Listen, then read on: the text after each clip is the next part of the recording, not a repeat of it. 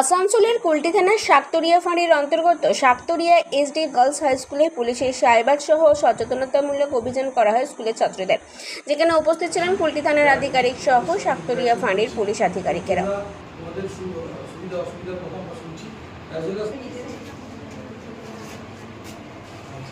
হ্যাঁ, ঠিক আছে। আমাদের ফোন নাম্বারগুলো অলরেডি আপনারা পেয়েছেন, তাই তো? তোমরা পেয়েছো তো। তোমাদের যদি কোনো সমস্যা থাকে ডাইরেক্টলি জানাবে। এবং তোমাদের স্কুলে এসে বাচ্চাদেরকে একটু অ্যাওয়্যার করলাম যে ওরা যেহেতু মানে একদমই খুব টেন্ডার এজে রয়েছে, কোনটা ঠিক কোনটা ভুল ওরা বুঝতে পারবে না।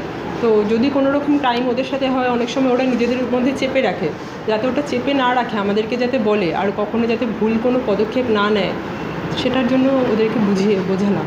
কী আছে বোঝালাম যাতে ওরা ইন্টারনেটের থ্রু দিয়ে কখনো কোনো ক্রাইমের মধ্যে পড়তে পারে, বা আশেপাশের কোনো লোকের থ্রুতেও কোনো ক্রাইম ওদের ওপর হতে পারে। অনেক সময় হয় কোনো ফ্যামিলির কোনো ক্লোজ পার্সন ওদের সাথে ক্রাইম করছে, ওরা বুঝতে পারে না, সেইগুলো যে কোনো কিছু হোক, বা কেউ ব্ল্যাকমেল করছে, বাড়িতে ভয়ে বলতে পারছে না, সেটা যাতে ভয়ে চেপে না রাখে, বাড়িতে যাতে বলে বা আমাদের কাছে এসে যাতে জানায়, সেটা আমরা বুঝলাম।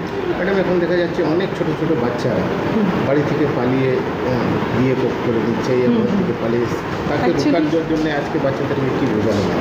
ব্যাপারটা হচ্ছে ওরা তো কোনটা ঠিক কোনটা ভুল বুঝতে পারে না। কেউ একজন বোঝায় ওকে কিছু, ওরা ভাবে হ্যাঁ ও নিশ্চয়ই আমার ভালোর জন্য করছে, তো কিন্তু অ্যাকচুয়ালি সেটা নয়। মানে ওর লাইফটা তো তারপরে মানে একটা খারাপ স্টেপ নিয়ে নিচ্ছে ওরা। তো সেটাই ওদের বোঝালাম, যাতে এরকম অন্য কেউ কিছু বোঝাচ্ছে বাড়ি থেকে পালিয়ে যাওয়ার জন্য ওরা পালিয়ে যাচ্ছে, এরকম যাতে না করে, কারণ পুরো ফিউচারটা ওদের সামনে পড়ে রয়েছে, লাইফে কিছু করার মতো। তো ওটাই বোঝালাম। বাচ্চার কাছ থেকে কীরকম রেসপন্স? ওদের থেকে তো পজিটিভ রেসপন্স পেলাম, ওরা আশা করি খুশি হয়েছে শুনে। এটা কার পক্ষ থেকে হচ্ছে? হ্যাঁ, এটা কার পক্ষ থেকে? আমাদের সুপিরিয়রের কথা অনুযায়ী। হ্যাঁ, না, এটা আমাদের কুলটি থানা থেকে আমরা এসেছি। কুলটি থেকে পান্ডি খানের রিপোর্ট, 99 নিউজ বাংলা।